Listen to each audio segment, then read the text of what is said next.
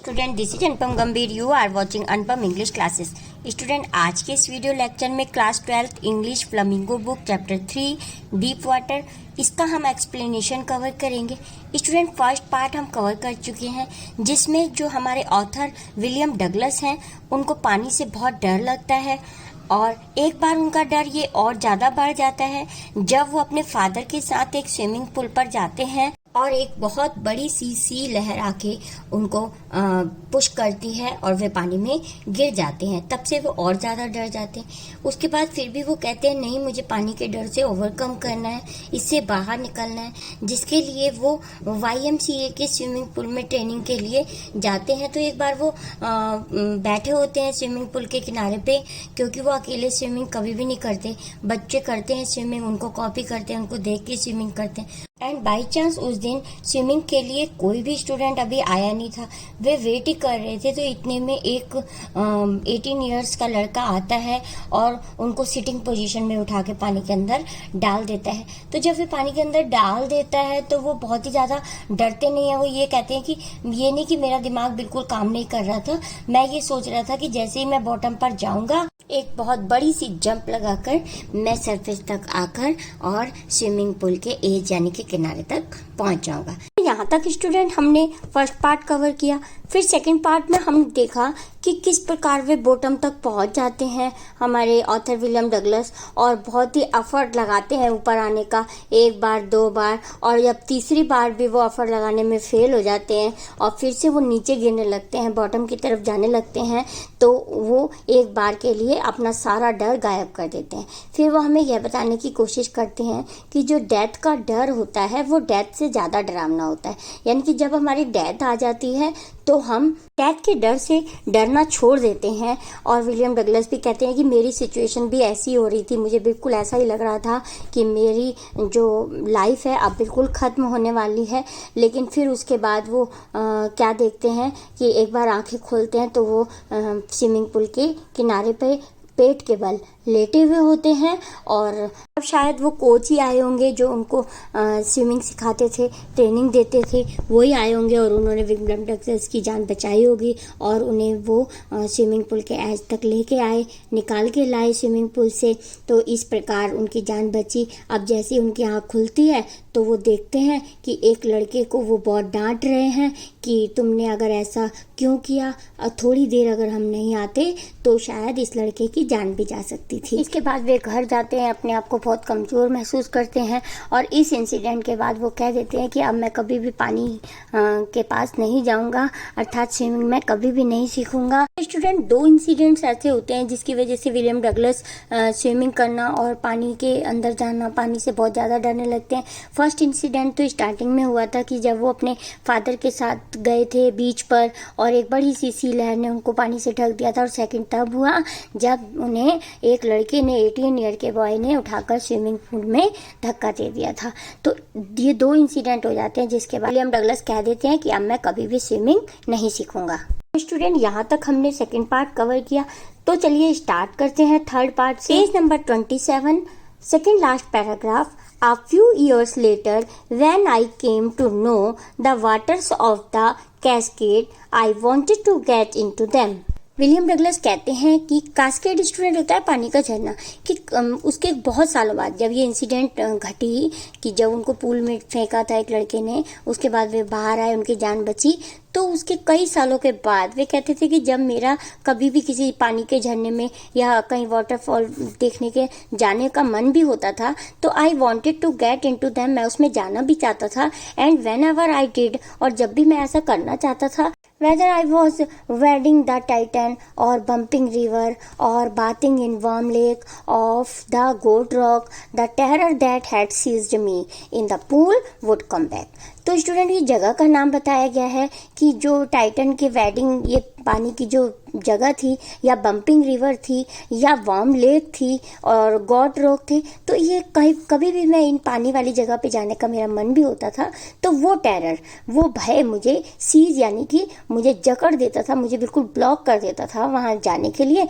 और मैं ऐसा सोचता हुआ, उसी डर को सोचता हुआ मैं कम बैक यानी कि वापस आ जाता था। वापस घर आ जाता था। It would take possession of me completely, और इस पोजीशन ने मुझे बिल्कुल पूरी तरह से जकड़ रखा था। My legs would become paralysed, मेरी जो टांगें थी वो बिल्कुल पैरालाइज यानी कि मूव नहीं कर रही थी। Icy horror would grab my heart, मेरा दिल भी पूरी तरह से डरा हुआ था। This handicapped stayed with me as the years rolled by, और ऐसा बहुत सालों तक चलता रहा।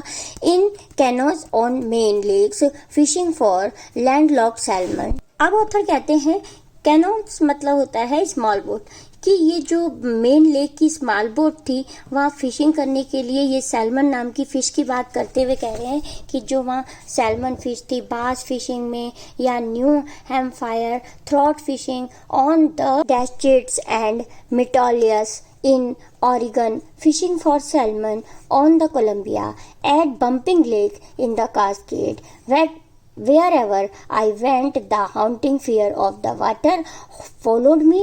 It ruined my fishing trips. तो स्टूडेंट की कुछ जगह का नाम, कुछ फिश का नाम यहाँ बता रहे हैं कि मैं कभी भी इनमें जाने की कोशिश करता था शौक के तौर पे।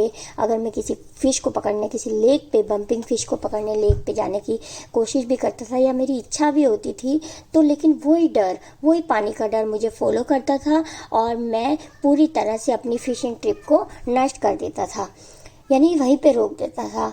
Derived me of the joy of canoeings, boating and swimming, तो इसी ने मुझे ले जाकर वहीं उसी डर पे ले जाकर छोड़ दिया था। ना कभी मैं बोटिंग, स्विमिंग और स्मॉल फिश का कभी भी मैं जॉय यानी कि मज़ा नहीं ले पाता था। किसके कारण? उसी डर के कारण, पानी के डर के कारण। I used every way I knew to overcome this fear, but I held me firmly in its grip. William Douglas कहते हैं कि मैंने इस फियर से ओवरकम करने के लिए बहुत ही दृढ़ता के साथ निश्चय किया, लेकिन फिर भी उस ग्रिप ने मुझे जकड़ रखा था। Finally 1 October I decided to get an instructor and learn to swim, और एक बार अक्टूबर में मैंने डिसाइड किया कि अब मैं एक इंस्ट्रक्टर की हेल्प से स्विमिंग करना सीखूंगा। I went to a pool and practice 5 days a week an hour each day. अब वो कह रही है कि मैं हर हफ्ते 5 दिन स्विमिंग सीखने के लिए जाता था और 1-1 घंटा 5 दिनों में रोज 1-1 घंटा स्विमिंग सीखता था। The instructor put A belt around me, और इंस्ट्रक्टर ने मेरे चारों तरफ एक बेल्ट बांध दी थी। A rope attached to the belt went through a pulley that ran on an overhead cable। अब कह रहे हैं कि एक तो उन्होंने पुले की तरह, पुले क्या होता है कि जिसका एक सिरा एक तरफ और दूसरा सिरा दूसरी तरफ किसी चीज़ से बांध दिया जाता है, तो उसी प्रकार से पुले के अकॉर्डिंग वो कह रहे हैं कि मेरे को इंस्ट्रक्टर ने एक सिरा मेरी बेल्ट के साथ, जो मेरी वेस्ट के चारों तरफ बेल्ट लगाई थी उससे बांध दिया, और एक उन्होंने अपने साथ बांध लिया था। स्टूडेंट आप देख सकते हैं जैसा कि इस पिक में दिखाया गया है कि पुले की तरह इंस्ट्रक्टर जो उनको स्विमिंग करना सिखा रहा था, हमारे author William Douglas. He held on to the end of the rope and we went back and forth across the pool, hour after hour, day after day, week after week। अब student वो कह रहे हैं कि इसी प्रकार से हम स्विमिंग सीखते थे, तो बैक एंड फोर्थ यानी कि आगे पीछे होते रहते थे, आवर आफ्टर आवर, घंटों के घंटों बाद, डे आफ्टर डे, दिन के दिन बाद, week after a week, on each trip across the pool, a bit of the panic seized me. लेकिन इतना सीखने के बाद भी कि वही पैनिक, वही भय ने मुझे जकड़ रखा था। Each time the instructor relaxed his hold on the rope and I went under, some of the old terror returned and my legs froze. तो जब कभी भी इंस्ट्रक्टर मुझे थोड़ा रिलैक्स कर देते थे, मतलब छोड़ देते थे मेरी रस्सी को थोड़ा सा, और मुझे फिर वही डर मेरा वापस आ जाता था और मेरी लेग्स फिर से फ्रोज होने लगती थी, यानी कि जमने लगती थी। It was 3 months before the tension began to slack। अब 3 मंथ के बाद ये टेंशन थोड़ी सी पहले से रिड्यूस होने लगी थी। स्लैक मतलब रिड्यूस, कम होने लगी थी। Then he taught me to put my face under water and exhale and to raise my nose and inhale। जब इंस्ट्रक्टर ने उनको सिखाया होगा कि किस प्रकार फेस रखना है और पानी के अंदर एक्सेल या इनहेल करना है, I repeated the exercise hundreds of time, इसी को मैंने 100 टाइम तक रिपीट किया। Bit by bit I shed part of the panic that seized me when my head went under water. तो ये सब एक्सरसाइज मैं करता था, लेकिन जैसे ही मैं पानी के अंदर जाता था तो वही डर फिर मुझे सीज कर देता था, यानी कि जकड़ देता था। Next he held me at the side of the pool and had me kick with my leg. और इसके बाद इंस्ट्रक्टर ने एक बार पूल की साइड पे मुझे छोड़ दिया था और मेरी लेग्स जो है मेरे लेग्स पे किक किया। For weeks I did just that, week तक मैं इसी प्रकार करता रहा। At first my leg refuse to work, पहले तो मेरी लेग्स ने काम करने से इनकार कर दिया, but they gradually relaxed and finally I could command them. और फिर धीरे धीरे मैंने उनके कमांड को फॉलो करना स्टार्ट किया। दस पीस बाय पीस, इस प्रकार टुकड़ों टुकड़ों में ही बिल्ट अ स्विमर, तो उन्होंने मुझे क्या बना दिया, स्विमर बना दिया। And when he had perfected each piece, और ये जो विलियम डगलस थे वो हर टुकड़े में मतलब स्विमिंग के हर पार्ट में एक्सपर्ट होते जा रहे थे। He put them together into an integrated whole, फिर उन्होंने एक बार स्विमिंग पूल का पूरा चक्कर लगाने के लिए मुझे कमांड किया। इन अप्रैल ही सेड, और अप्रैल में उन्होंने कहा नाउ यू कैन स्विम, कि अब तुम अपने आप स्विमिंग कर सकते हो। Dive of and swim the length of the pool crawl stroke, तो ये स्ट्रोक जो है ये क्रॉल है, स्विमिंग का स्ट्रोक होता है। तो कह रहे हैं कि इस प्रकार मैं स्विमिंग की लेंथ पूरी पूल की लेंथ तक चक्कर लगा के आया और मैंने क्रॉल स्ट्रोक भी सीख लिया। आई डिड, हाँ मैंने ये कर लिया। द इंस्ट्रक्टर वॉज फिनिश्ड, और इंस्ट्रक्टर ने कहा कि अब आप परफेक्ट हो गए हो। But I was not finished, लेकिन मैं पूरी तरह से परफेक्ट नहीं हुआ था। I still wondered if I would be terror stricken when I was alone in the pool. अब इंस्ट्रक्टर ने तो अपना काम फिनिश कर दिया था, लेकिन जो हमारे विलियम डगलस हैं, ऑथर हैं, वो कह रहे हैं कि मैं पूरी तरह से मेरा फिनिश नहीं हुआ था, अर्थात मैं पूरी तरह से परफेक्ट स्विमर नहीं बना था। आई स्टिल वंडर्ड, मैं फिर भी डर रहा था कि कहीं वही डर फिर से मुझे ना जकड़ ले। When I was alone in the pool, कि जब मैं पूल में अकेला जाऊँ। आई ट्राइड इट, लेकिन मैंने इसको ट्राई किया, यानी कि मैं अकेला पूल में गया। आई swum the length up and down, मैं पूरा लेंथ का चक्कर यानी कि स्विमिंग पूल का स्टार्टिंग से लास्ट तक जाके फिर वहीं पे वापस आया। टिनी Vestige of the old terror would return. Vestige की मीनिंग होती है स्टूडेंट साइन या ट्रेस, यानी कि छाप छोड़ना। तो कह रहे हैं कि मैं स्विमिंग तो अकेले कर लेता था, पूरे स्विमिंग का चक्कर भी मैंने लगा लिया, लेकिन कहीं ना कहीं वो जो डर था वो कहीं ना कहीं मेरे पे वही डर का साइन यानी कि डर का छाप मेरे पे छोड़ जाता था।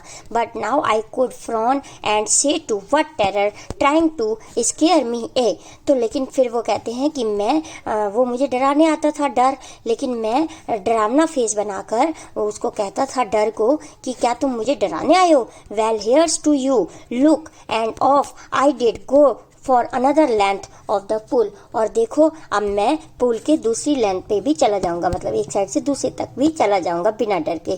दिस वेंट ऑन अंटिल जुलाई, और ये जुलाई तक चलता रहा। तो स्टूडेंट उन्होंने स्विमिंग करना स्टार्ट कब किया था, अक्टूबर में, और अप्रैल में उन्होंने परफेक्ट स्विमर बने थे, लेकिन तब तक जब तक वो इंस्ट्रक्टर से सीखे थे अप्रैल तक, और उसके बाद अप्रैल से लेकर जुलाई तक उन्होंने अकेले प्रैक्टिस की थी। But I was still not satisfied, अब भी कह रहे हैं कि लेकिन मैं पूरी तरह से सेटिस्फाइड नहीं था। आई was not sure that all my terror had left, अब वो कह रहे हैं कि फिर भी मैं श्योर था कि कहीं ना कहीं कोई तो भय मेरे पास अभी भी है। So I went to lake Wentworth in New Hampshire, dived off a dock at Triggs Island and swam 2 miles across the lake to Stamp Act Island. William Douglas कहते हैं कि इस तरह से मैं अपने डर को पूरी तरह से ख़त्म करने के लिए न्यू हैम्पशायर के वैनवॉर्ड में स्विमिंग करने के लिए गया, जहां पर 2 आइसलैंड थे, एक ट्रिग्स आइसलैंड और दूसरी तरफ कौन सा आइसलैंड था, स्टैम्प एक्ट आइसलैंड। तो मैंने स्विमिंग करते हुए ट्रिग्स आइसलैंड के ऊपरी सिरे तक गया और वहां से फिर छलांग लगाकर पानी में आया और 2 miles तक 2 माइल्स तक स्विमिंग करने के बाद मैं स्टैम्प्ड एक्ट आइलैंड तक पहुंच गया।